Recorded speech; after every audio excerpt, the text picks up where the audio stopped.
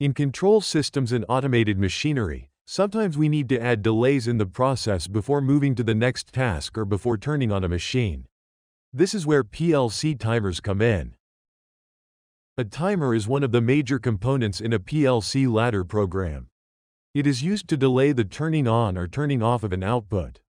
So, in simple terms, a timer is used to delay output devices from turning on and off.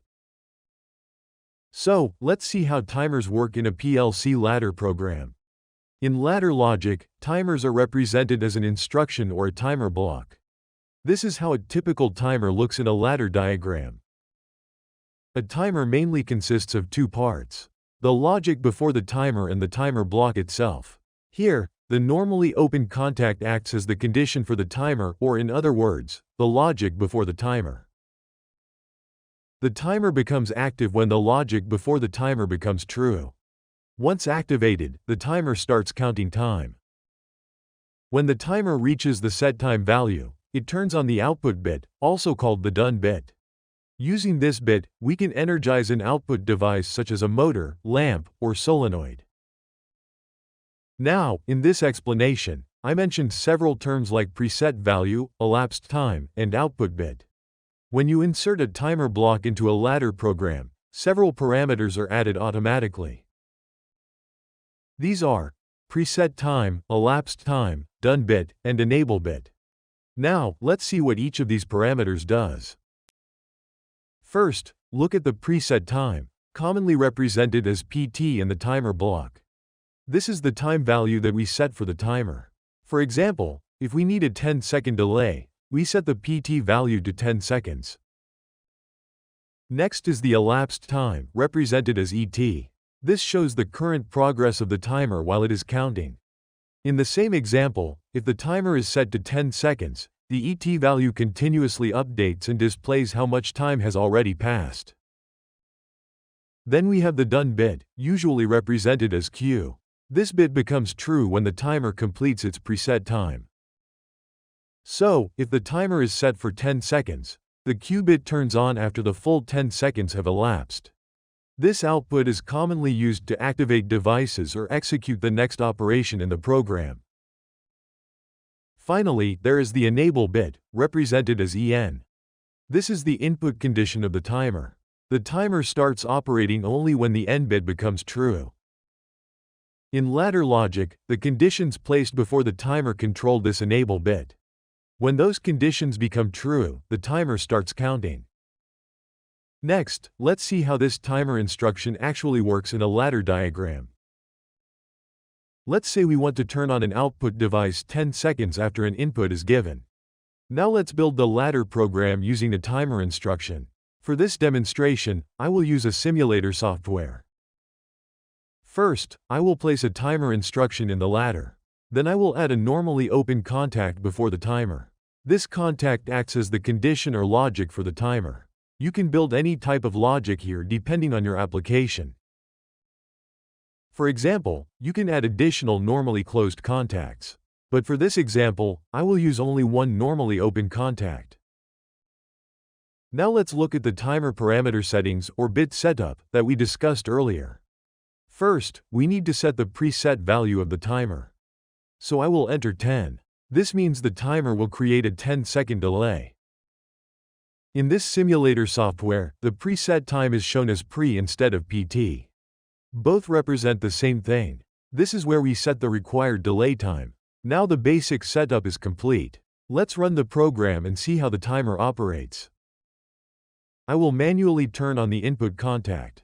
As soon as the input condition becomes true, the timer starts operating and the N bit becomes active. At the same time, you can monitor how the timer parameters change. Here you can see the Q bit and the ACC value. The ACC, or accumulated value, shows the current progress of the timer while it is counting. In other words, it represents the elapsed time. As the timer counts from 0 to 10 seconds, the ACC value continuously increases. Once the accumulated value reaches the preset value, the timer completes its operation and the Q bit becomes true. This output can then be used to activate an output device or trigger the next operation in the ladder program. So far, we have only turned on the timer. Now, we need to activate the output based on this timer. For that, in another rung, place a normally open contact and a coil for the output device. We then use this Q bit in another rung as the condition to turn on the output device. It will appear as timer.q. The structure is timername.q. For example, let's say you have another timer called timer2. If you want to activate an output device based on this second timer, you should use timer2.q. Now let's run the program and see how the timer works. I will turn on the timer push button. The timer enable bit becomes true, and the timer starts counting. What happens here is, once the timer reaches its preset value, it enables the Q bit. As long as the timer done bit remains energized, the output device stays active. In this way we can successfully turn on output devices. Next, we will see different methods of turning a timer on and off. You have already seen how to turn on a timer. For that, we used a normally open contact. You can assign different types of signals to this contact, such as a push button start signal, an HMI button signal, a proximity sensor signal, a memory bit, or any other logic condition. When this contact becomes true, the timer becomes active and starts counting. Now let's see how to stop a timer. There are two common methods used to stop a timer. The most commonly used method is turning off the timer input signal. In other words, when the logic before the timer becomes false, the timer will automatically stop. The second method is using a reset instruction block. Normally, the reset instruction is activated using an emergency stop push button. To stop a timer using a reset instruction, place a normally open contact in the next rung and then add a reset instruction block. Next, assign the timer variable to the reset block. This is the same timer variable we defined earlier. Now, when the instruction block input signal becomes true, the timer will immediately stop. As a result, any output devices controlled by the timer done bit will also turn off. If you are using timers in an industrial control system, it is considered a best practice to use a reset instruction for safety and proper control. There are three main types of timers used in PLC ladder programming: on-delay timer, off-delay timer, and retentive timer. Now let's look at each timer type in detail. The on-delay timer, commonly called T-on, is the most widely used timer in PLC programming. An on-delay timer delays turning on an output device after an input signal is activated. When the input condition becomes true, the timer starts counting. Once the preset time is reached, the output turns on. The timer works only while the input remains on. If the input turns off before the preset time is reached, the timer immediately resets. An off-delay timer delays turning off an output device after the input signal is turned off. When the input is on, the output turns on immediately. Once the input turns off, the timer starts counting. During this counting period, the output remains on. After the preset time is reached, the output finally turns off. So what is the difference between on-delay and off-delay timers? Remember it this way. An on-delay timer is used to delay turning on an output device after an input signal is given. The off-delay timer is used to delay turning off an output device after the input signal is removed. Another important difference is when the timer starts counting.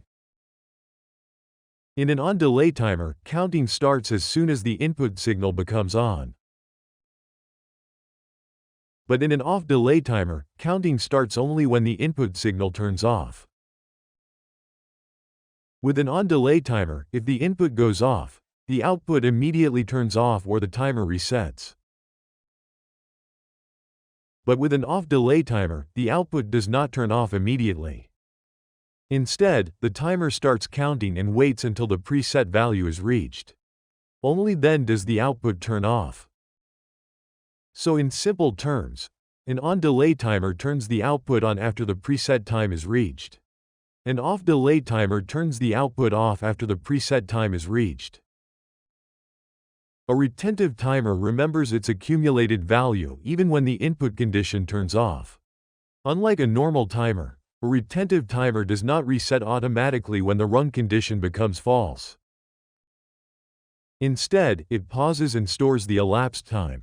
When the rung condition becomes true again, the timer continues counting from where it stopped. Now let's watch the operation again. When the input turns on, the timer starts counting. When the input turns off, the timer stops counting, but it keeps the accumulated value stored in memory. When the input turns on again, the timer resumes counting from the previous value instead of starting from 0. Finally, once the timer reaches the preset value, the output turns on. One important thing to remember is that a retentive timer does not reset automatically. Therefore, it is essential to use a timer reset instruction to reset or stop the timer whenever required. Okay, now you are familiar with timers and how they work in a ladder diagram. For this demonstration, I used a simulation software. In this final session, we will see how timer actually works across different PLC brands. First, I will show you how to insert a timer in Shinji PLC software. I will start by adding a normally open contact to trigger the timer. Next, I will insert a timer using the instruction input method. Once the timer reaches its preset value, I want to start a motor. To do this, I will add another normally open contact and assign the timer variable to it. Then, I will add an output coil for the motor, which is addressed as Y0. Now, let's identify the different parts of the timer instruction in Shinji software. Here, T1 is the timer number, and K500 is the preset value. In many PLC programming environments, a timer's done bit appear as timer.q. However, in Shinji PLC software, the timer number itself is used directly as the normally open contact in the next rung. Here, the timer instruction appears similar to a standard output coil, but its name begins with T1, indicating that it is a timer. A normal output coil, on the other hand, is represented by addresses such as Y0. Next, see how to use a timer in CCW software from Rockwell Automation. I will insert a normally open contact and assign a variable from the PLC input module. Then, I will place a timer instruction and rename it as motor timer.